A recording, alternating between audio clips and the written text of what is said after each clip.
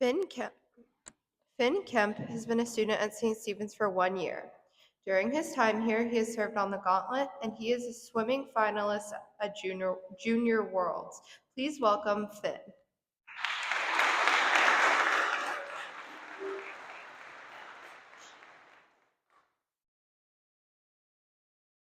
Just so y'all don't get confused, I have my parents on my FaceTime call right now, so I'm gonna set the camera up for them.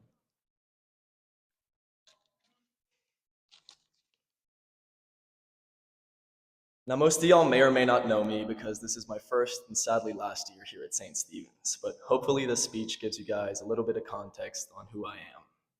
I started writing this speech on July 4th, 2023, and I just qualified for the biggest swim meet I was ever swimming at in Serbia. I was writing down ideas on the bus ride home. At this point in my life, I hadn't yet truly grasped the idea of American school or how much this whole moving to the United States thing would mean to me. But I want to start this speech off with a quote from one of our founding fathers, Thomas Jefferson. And he said, "If you want to get something in life you've never had, you have to do something you've never done."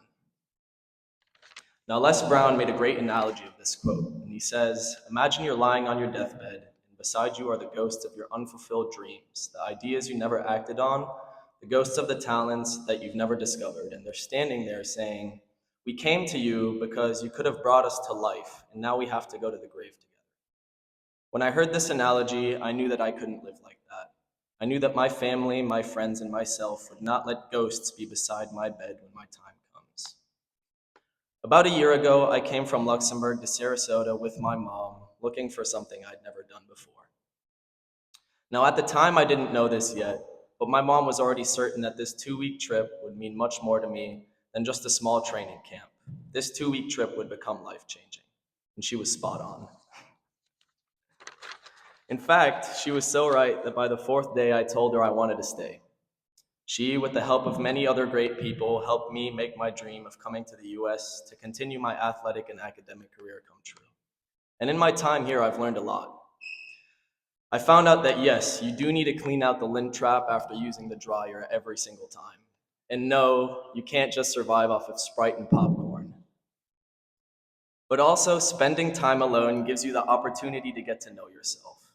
Are you willing to wake up at 4 a.m. for morning practice every single day? And do you really want to train 11 times a week with only Sundays off? Of course, you don't all the time.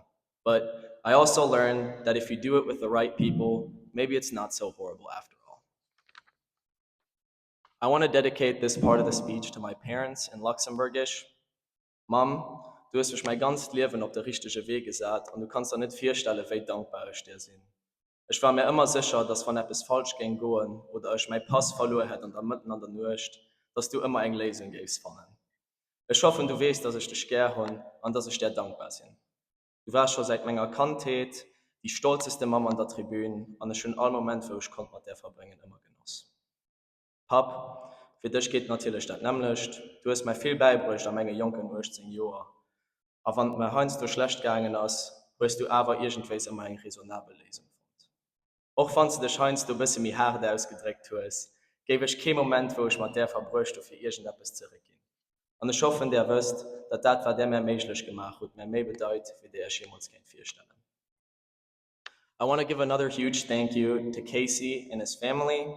You guys opened your heart on such short notice to me, and I would have never thought that I could meet a family like them. When I first came to Sarasota, I didn't even know where to start because there was so much to figure out. I didn't have a school, I didn't have a car, a license, and I was living it day by day, pretty much just figuring it out. But then I met my guy, Casey.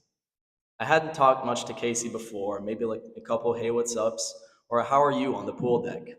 But that was really it.